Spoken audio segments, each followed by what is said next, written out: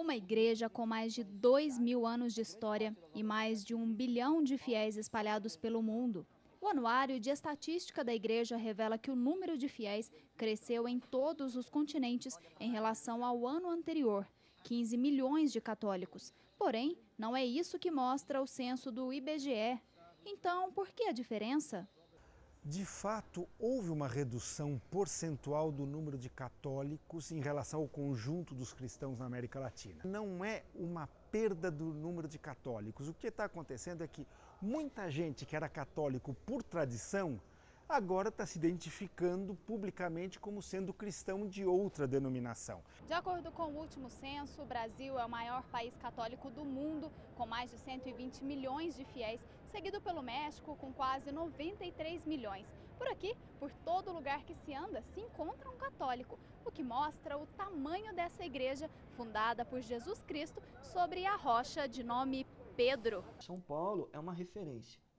Se pegarmos Catedral da Sé, como o Marco Zero de São Paulo, a gente vê o centro.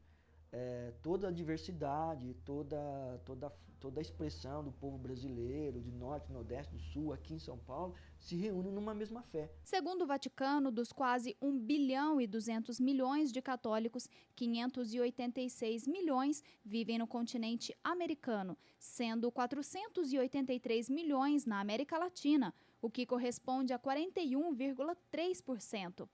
Na Europa, o país com mais católicos é a Itália, com 55 milhões, seguido pela França, com 47 milhões, e Espanha, 42 milhões. Os dois continentes onde a igreja mais cresce é na África, cerca de 186 milhões de fiéis, e Ásia, com 130 milhões. A Oceania representa 9 milhões e meio de católicos. Onde existe martírio é onde a igreja é mais fecunda, não onde aparentemente é mais cômodo ser católico. Segundo os especialistas, a América Latina é um continente que precisa de atenção. O futuro Papa tem que ter, sem dúvida nenhuma, uma grande atenção para com a América Latina, porque a América Latina ainda é o continente com maior porcentagem de católicos no mundo, porém é o continente onde a perda do número da porcentagem de católicos é maior. Com 2 bilhões e 200 milhões de integrantes, os cristãos são o maior grupo religioso do mundo.